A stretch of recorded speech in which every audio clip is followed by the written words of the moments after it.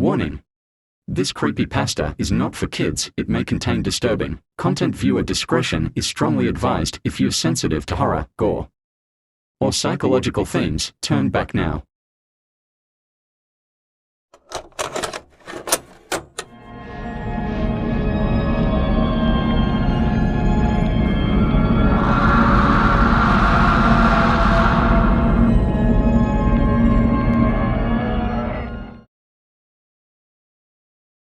A few nights ago, a user named Spectre posted 3 images to a forgotten torrent forum. He claimed they were direct pulls from an original Animal Rampage disc he found inside a locked cabinet at a closing sex shop in Manchester. The first was a distorted title screen. The words Animal Rampage glowing in sickly red against a rotting blue haze. It flickered, as though captured on the dying CRT, the edges pulsing like veins. The second was stranger, a crudely colored character sheet of a man with a twisted face, purple skin, and furious eyes. Spectre wrote, "This isn't concept art. This is how Franklin really looks in the third act. By then he isn't human." The third was the most chilling, a split-screen graveyard shot, the names barely legible through static. On the left, Sam W. Andrews 1976-1987. On the right, Frank Andrews 1951-1987. If Franklin dies in 1987, who is the Franklin who slaughtered the village? Or is the grave meant to warn the viewer that he is already dead while killing?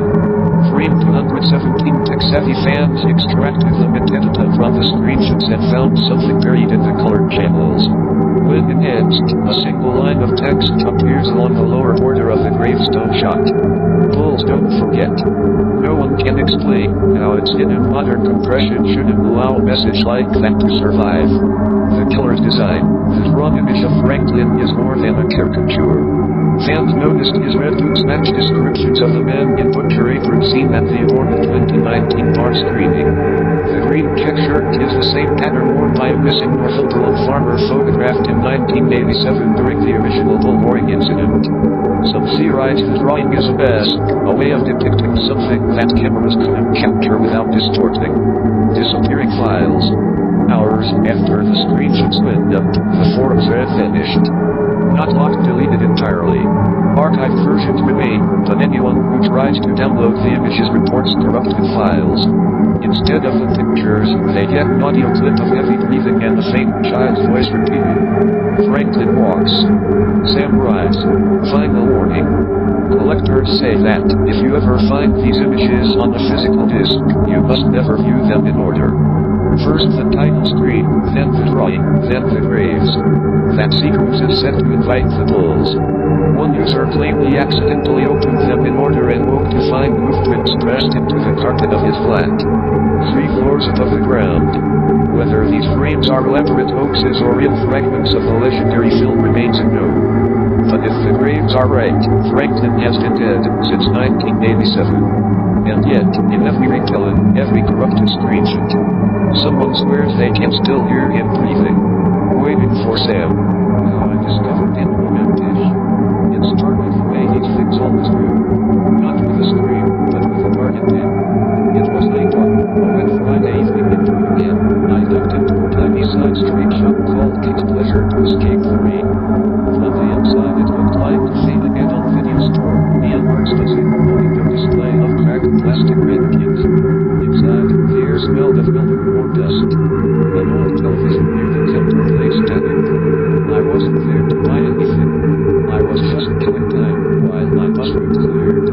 But at the very back, behind racks of forgotten VHS tapes, I found a cardboard box marked clearance to each. Most of it was cheap imports and faded 90s erotica.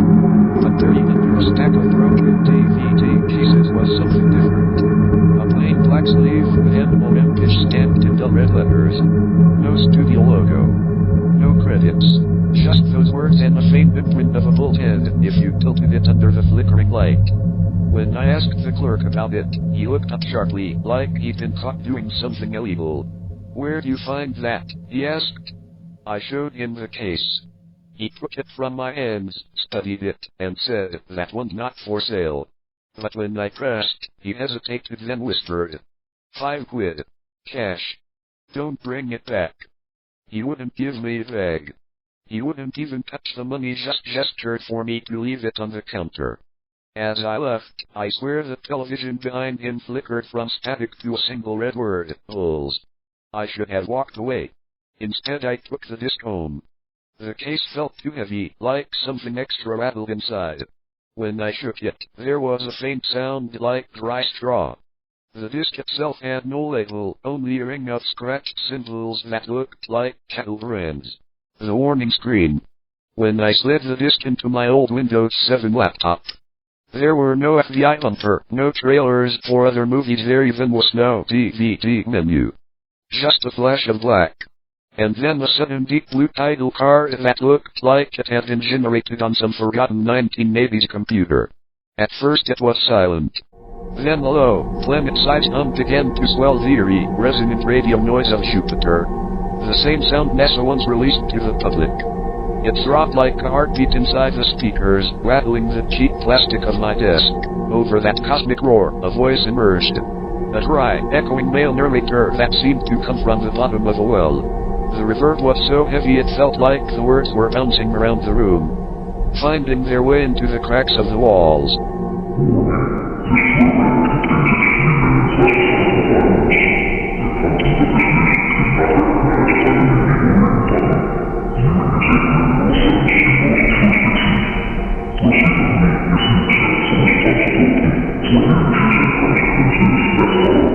Each phrase stretched and doubled in the echo, as if the voice was arguing with itself inside the sound of Jupiter. At the bottom of the screen, faint red letters flickered in and out of sync. This disc is illegal. You cannot unsee. You cannot return. There were no buttons, no countdown. The warning simply hung there, the planet noise rising and falling like the breath of some giant creature. Then without a fade or transition the screen snapped to black. And the first frame of Animal Rampage appeared.